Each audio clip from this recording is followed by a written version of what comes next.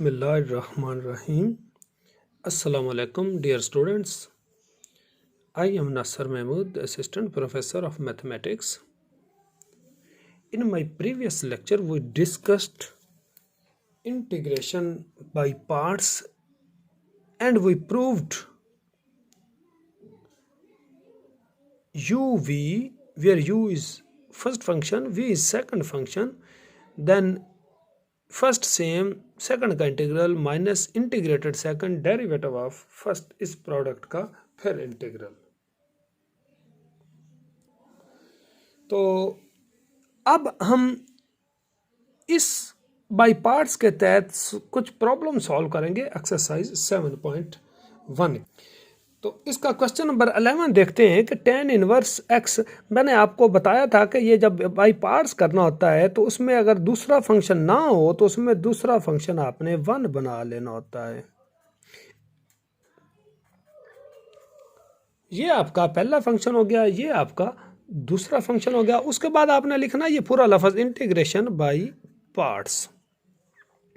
अब first sem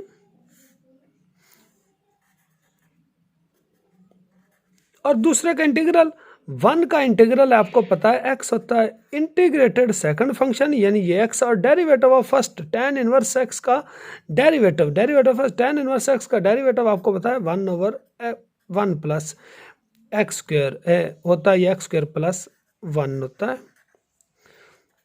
ये आप x पहले लिख सकते हैं, x tan इनवर्स x। अब नीचे फंक्शन ऊपर डेरिवेटिव हो तो रूल 2 वो इंटीग्रेशन का आपको मैंने बताया है कि नीचे फंक्शन ऊपर डेरिवेटिव एक्स स्क्वायर प्लस 1 का डेरिवेटिव 2x होता है। मैं ये देखो 2 से डिवाइड कर देता हूं और ये 2 से अंदर मल्टीप्लाई कर दिया तो ऊपर बन गया 2x और ये 1/2 मैंने बाहर लिख लिया, एक्स स्क्वायर प्लस 1 आ गया। इसका आ गया जी इंटीग्रल। ये आया जी x tan inverse x square plus 1 का लॉग एक्स स्क्वायर प्लस 1 आ गया जी, नीचे फंक्शन ऊपर डेरिवेटिव प्लस c। ये आपका क्वेश्चन हो गया कंप्लीट। अब ये दूसरा क्वेश्चन है, इसे आप यूं लिख सकते हैं कि x power 1/2 log x dx, ये आपका लॉगरिथमिक या इन्वर्स ट्रिग्नोमेट्रिक आपको पता है पहला होता है, और दूसरा ये फिर x वाला दूसरा हो गया। आगे लिखेंगे इंटीग्रेशन बाय पार्ट्स। इसमें आपका आया जी फर्स्ट फंक्शन सेम, दूसरे का इंटीग्रल,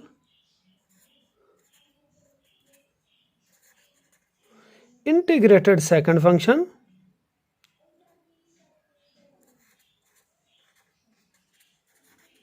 और पहले का डेरिवेटिव log x का चलो मैं ऐसे लिख देता हूं। जब आप इसे ये आ जाएगा और x पावर 1/2 का क्या आया जी, x पावर इसमें इंटीग्रल एक प्लस किया 3/2 और नीचे भी 3/2 माइनस ये कुछ x पावर 3/2 नीचे भी 3/2 और सॉरी ये log x का डेरिवेटिव 1/x है। क्या है 1/x, ये डेरिवेटिव ने log x लिख दिया है, नीचे 3/2 है। तो इस सारे को जब आप सॉल्व करेंगे और आपका जो रिजल्ट आएगा वो आएगा 2/3 x पावर 3/2, ये कॉमन भी आ जाएगा, log x minus 1/3 plus c। ये आपका आंसर आ गया जी।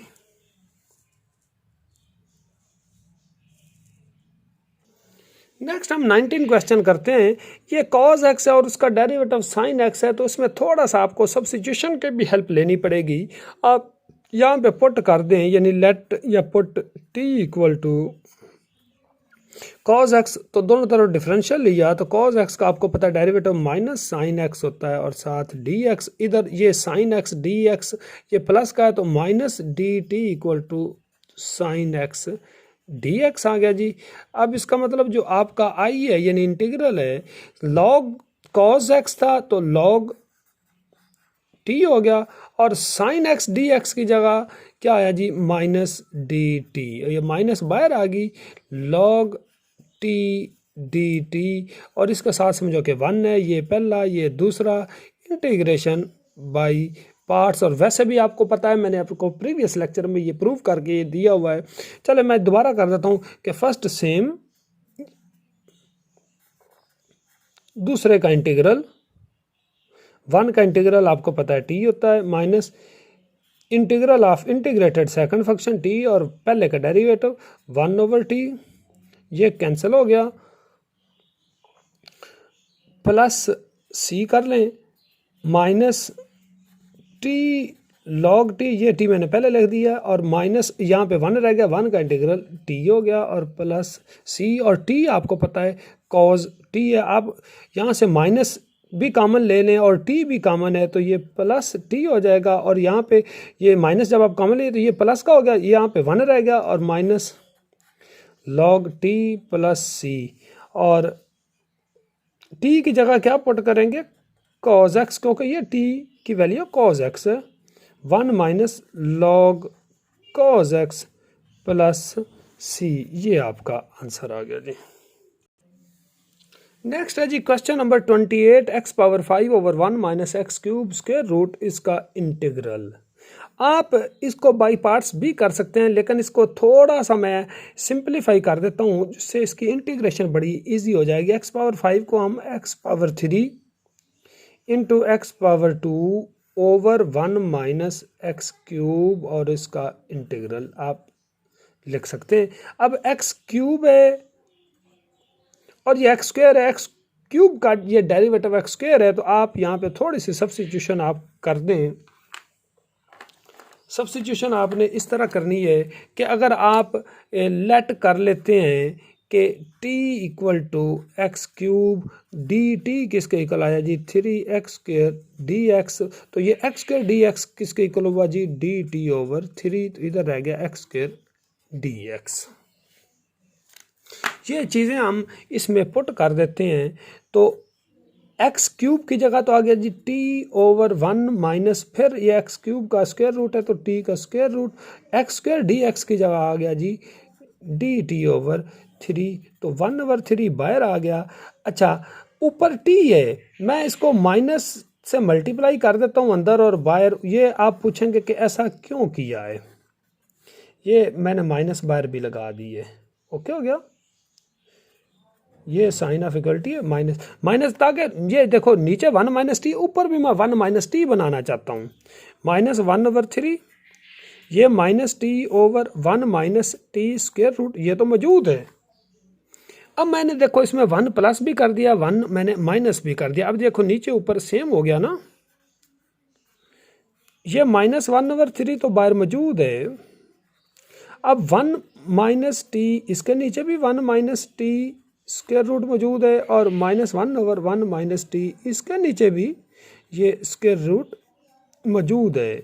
-1/3, ये 2 नंबर है, या सेंटर रूट नीचे हो तो वो आपको पता है ऊपर चला जाता है, 1 माइनस टी इसका स्क्वायर रूट और डी टी। इसे आप यूँ भी लिख सकते हैं, -1/3, ये दोनों से बेशक मल्टीप्लाई कर दें, 1 माइनस टी की पावर 1/2 इसका इंटीग्रल, और माइनस माइनस ये प्लस हो गया 1/3, और ये 1 माइनस टी ऊपर जाके 1 माइनस टी पावर -1/2 हो जाएगा, और इसका इंटीग्रल आएगा। अब आप इस सारे को जब वो सॉल्व करेंगे, अब साफ ज़ाहिर है इसका वो पहला रूल लगेगा, इसका डेरिवेटिव साथ -1 होना चाहिए, तो मैं ये माइनस यहाँ पे +1/3 लिख देता हूँ, 1 माइनस टी पावर 1/2, इधर -1 लगा दिया। क्यों लगाया, क्योंकि फंक्शन और साथ उसका डेरिवेटिव फिर उसकी पावर में एक प्लस होता है। इसका भी फंक्शन का derivative base function in power का और -1 है, तो मैं इसको -1/3, 1 माइनस टी पावर -1/2, इधर भी -1 लगा देता हूँ। यहाँ पे दरअसल हमने ये यूज़ की है टेक्निक कि f of x power n और साथ f' dx हो, तो ये किसके इक्वल होता है, f of x power n+1 और नीचे भी n+1 होता है प्लस ये इसमें n is not equal to -1। ये वाली टेक्निक यहाँ पे यूज़ हम करनी है। तो अब इसकी भी पावर में एक प्लस होगा, इसकी भी पावर में एक प्लस होगा, और सिंप्लीफिकेशन के बाद जो आपके पास रिजल्ट आएगा वो आएगा जी 2/9 1 minus t power 3/2 minus 1/3 1 minus t square root और प्लस सी। ये आपका आंसर आ जाएगा जी। एक क्वेश्चन नंबर 38 है, ये मैं आपके सामने करना चाह रहा हूँ। ये असल में x+1 पावर 10 है। x+1 इसकी पावर क्या है 10 है, और साथ x+2 मल्टीप्लाई हो रहा है, सारे का इंटीग्रल है। इसको बाई पार्ट्स भी किया जा सकता है, लेकिन बाई पार्ट्स के बगैर ये बड़ा इजीली सिंप्लीफाई हो जाना। ये 38 क्वेश्चन है। इसे आप लिख सकते हैं x+1 इसकी पावर है 10, और x+2 को आप x+1 लिख सकते हैं ना। अब ये x+1 पावर 10 इससे भी मल्टीप्लाई होगा और इससे भी मल्टीप्लाई होगा। जब ये इससे मल्टीप्लाई होगा तो ये बन जाएगा x+1 पावर 11, और प्लस ये इससे मल्टीप्लाई होगा तो x+1 पावर ये 1 से मल्टीप्लाई ये सेम रहेगा। इसका आ गया जी इंटीग्रल। अब आप अलग-अलग कर सकते हैं, यानी x+1 पावर 11 इसका इंटीग्रल प्लस x+1 पावर 10 इसका भी इंटीग्रल। इस पर भी वो पहले इनका डेरिवेटिव 1 है। x+1 का क्या है 1, इसका भी 1 है, तो 1 समझो मौजूद है। ये बन गया जी x+1 पावर, इसमें एक प्लस कर दिया 12, नीचे भी आ गया जी 12। इधर आ गया जी x+1 पावर 10 में एक प्लस किया 11, और नीचे भी आ गया जी 11 प्लस सी। ये आपका आंसर आ गया। आपने डियर स्टूडेंट्स जो आपके एक्सरसाइज 7.1 है इसके 38 तक क्वेश्चंस को करना है बाई पार्ट से। बहुत सिंपल है, बाकी काम हम नेक्स्ट लेक्चर में करेंगे। Thank you ji.